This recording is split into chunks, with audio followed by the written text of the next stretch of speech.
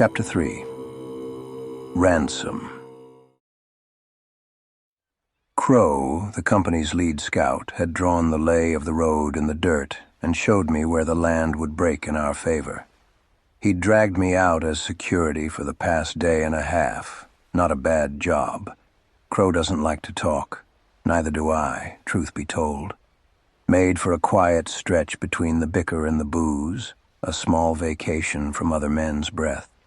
We rode back toward Majin on spindly horses that had learned how to complain without stopping. There was no need to ride side by side if there wasn't going to be talk, but we did it anyway.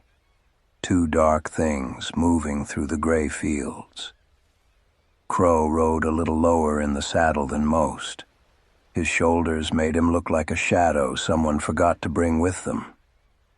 He'd been with the company longer than I have, maybe as long as Raider. He moved like he belonged to the road, and Brass trusted the sort of man who could disappear and return with his head still attached. I saw him in meetings sometimes, leaning in more like a shadow than a man. That gave him a small authority all his own. The lieutenant said a minor noble from Belgot would be coming through Majin about midday, a ripe target. We never did this sort of thing, abduction of a titled man with bells and drums and law following close behind. Too risky. If the captain was pushing for it, he was either drunk on luck or on something sharper. Either way, crowns were thin since the healer and the dead took their toll. Crow rode his chin toward a jumble of jagged rock that kissed the road where it narrowed.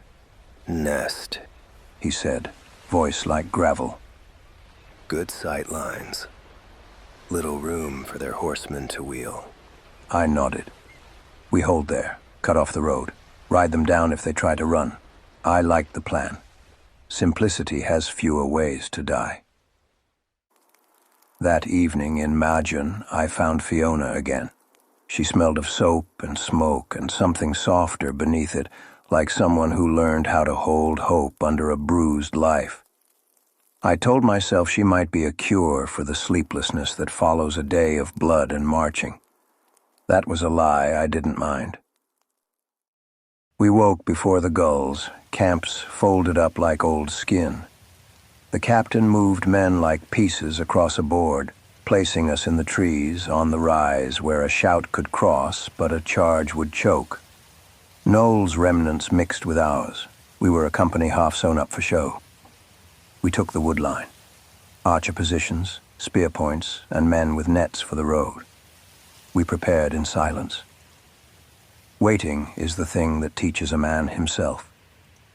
An hour crawled by. A second hour. Shifts of heat from the sun found holes in my armor and made me wish for a mug of ale that wasn't sour.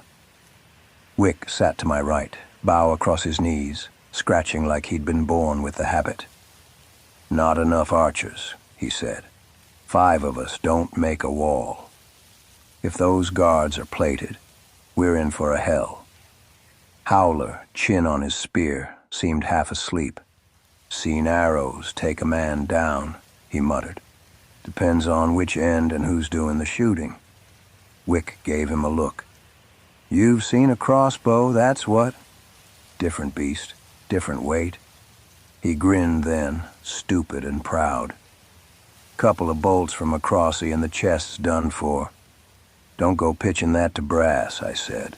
They like sweaty hands. Crossbow boys keep their palms clean. Wick snorted. You're a finisher, Hark. Finishers matter more than men who prick from afar. He looked at me like that was comfort. I thought of Eno for a heartbeat, what he'd say.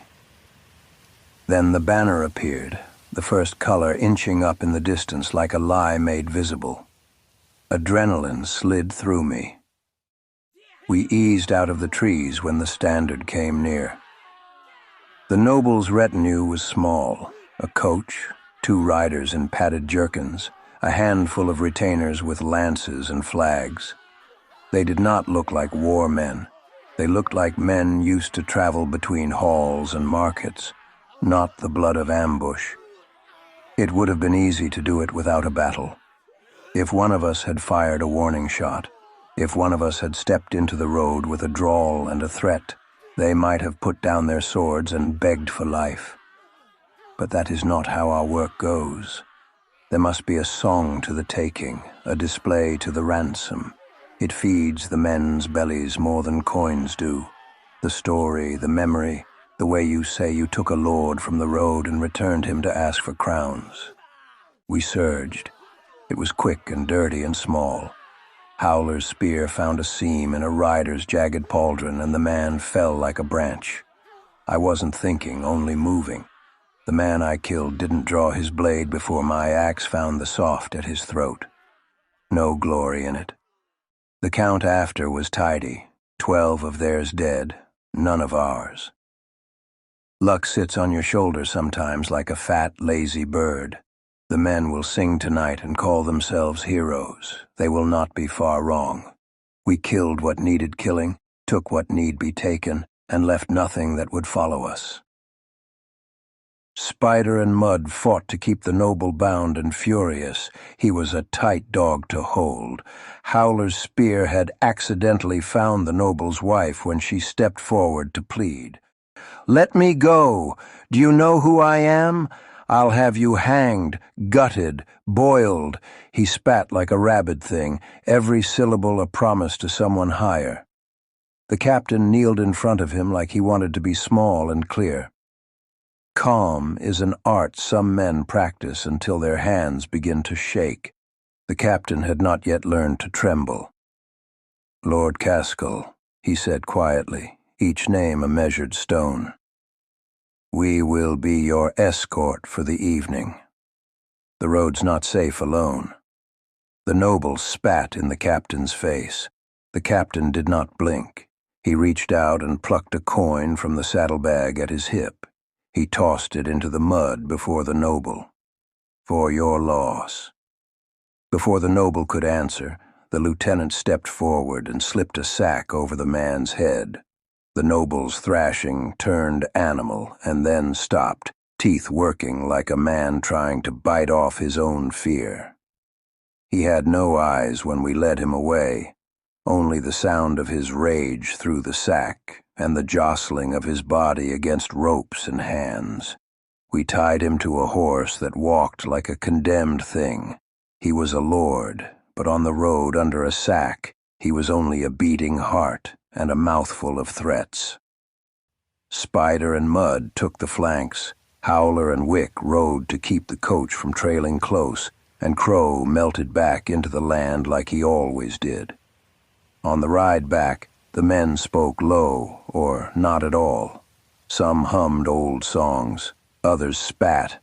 A few, like Raider, stared at the ground and did not blink. When we crossed the rise and Majun's crooked roofs came back into view, the noble was still cursing through the sack. I wiped my hand on my tabard where blood had dried. We had taken a man with a name and a purse and made him into a bargaining chip. The captain's face, when he glanced over his shoulder at us, was a mask. I saw no joy in it. He looked nothing more than a hollow man. It took nearly 2 weeks for the ransom to be paid. 2 weeks of watching the noble stew in his own bitterness. 2 weeks of guards changing shifts around his tent, pretending not to hear him praying, bargaining, snarling, crying. Pride is a strange thing. It rots slower than flesh, but it rots all the same. House Caskell didn't take kindly to our little arrangement. Word ran along the docks that they'd sworn vengeance. Some sailors swore a bounty had been posted on every man in the company, several thousand crowns for our heads. Belgot's mayor matched it, if rumor is to be believed. That's the kind of math that gets companies erased. So the captain did the clever thing. He bought us passage on a ship, quick and quiet, before any noble banners or bailiffs could ride down the coast and start asking questions. Moving on is the only law mercenaries ever truly keep. Mud and Spider talked about the ransom like it was a miracle. 10,000 crowns, give or take. Enough coin to silence grief for a season, and enough to convince the lieutenant and the sergeants to hold a public recruitment along the harbor. They stood outside a dingy tavern with a crate of ale and a table for signatures. Nearly 20 recruits came. Some were born killers, running from fathers or lords or husbands with knives. Others were fresh as new leather, the sort of men who didn't yet know which end of a spear is which. The company has a way of teaching those lessons quick. One of the new ones was named York. He had a look like spoiled meat, skin gray around the edges, clothes still stiff with someone else's blood. He signed the company's roll without speaking, didn't even blink. The stink off him was something wrong. Rot on a summer wind. The fact that his hammock ended up slung beside mine on the ship made me hate him faster than I've ever hated a man. Leaving Majin didn't come easy to some of the brothers. A few had found themselves women or drinking halls that treated them like kings. Comfortable is a dangerous state for a mercenary. It softens parts that shouldn't soften. I was no better than them. When the ship finally pushed away from the dock, the tide dragging us slow into the deep, Fiona stood there waiting, not waving, not calling after me, just standing, barefoot in the dusk light, like she'd known the ending long before I did. The wind caught her hair, and it didn't seem fair that something so simple could hurt. There was an ache behind my ribs, sharp and heavy, the kind you try to swallow and fail. I reminded myself, nothing good lasts for the likes of us. Attachment is a noose men tie around their own necks. The sea took us before I could figure whether I regretted it. Didn't matter.